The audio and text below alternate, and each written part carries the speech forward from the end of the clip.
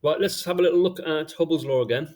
In particular, this time I just wanted to go through with you how Edwin Hubble measured the recession velocity of the galaxies and how astronomers do it today. We can see that the light is redshifted from a distant galaxy, but how do we know, or how can we measure how quickly it's moving away from us? All right, that's what I'm going to do now. Now it's all about the amount of redshift. As we've learned in the previous lesson, okay, these are the hydrogen lines. This is the spectral signature for hydrogen in a laboratory on Earth. A nearby star, the line's going to be slightly redshifted. Nearby galaxy, redshifted a bit more.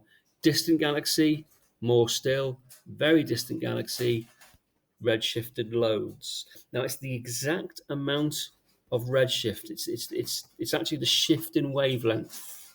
It's how much the wavelength has been shifted enables us to calculate the speed it's moving away from us. Let me explain.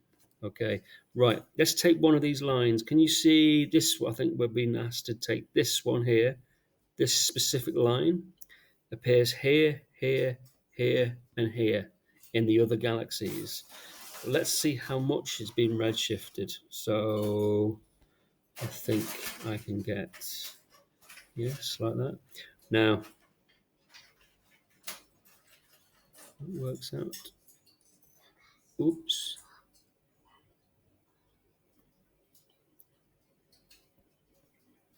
Try that again. Get the angle correct.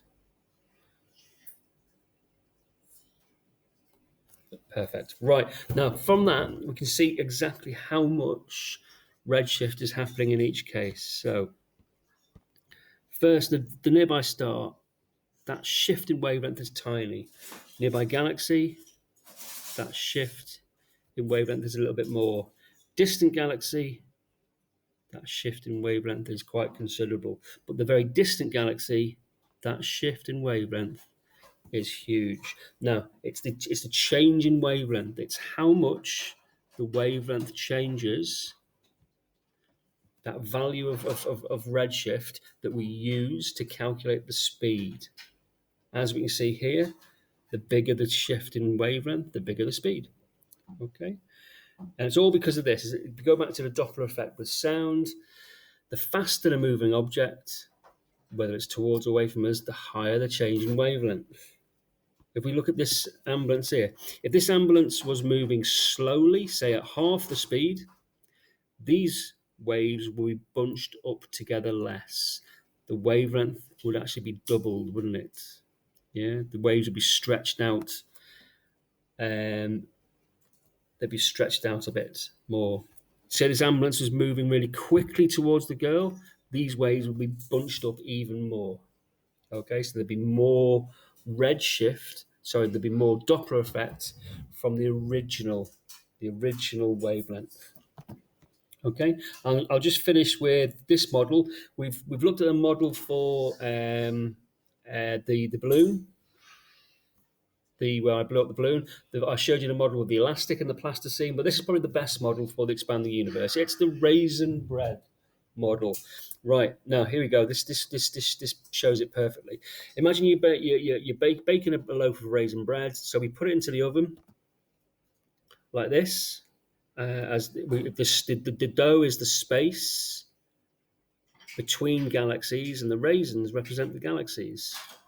Now, 1 hour later, the bread has expanded, hasn't it? And all the raisins have moved slightly further away from each other. Right, let's do a couple of calculations. Let's take these two raisins. Right, in 1 hour, how far have they moved?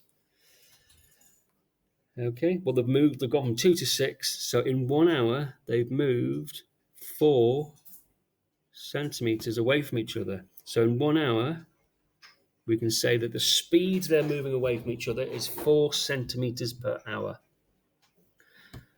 Let's take two others. Okay, let's take this one and this one.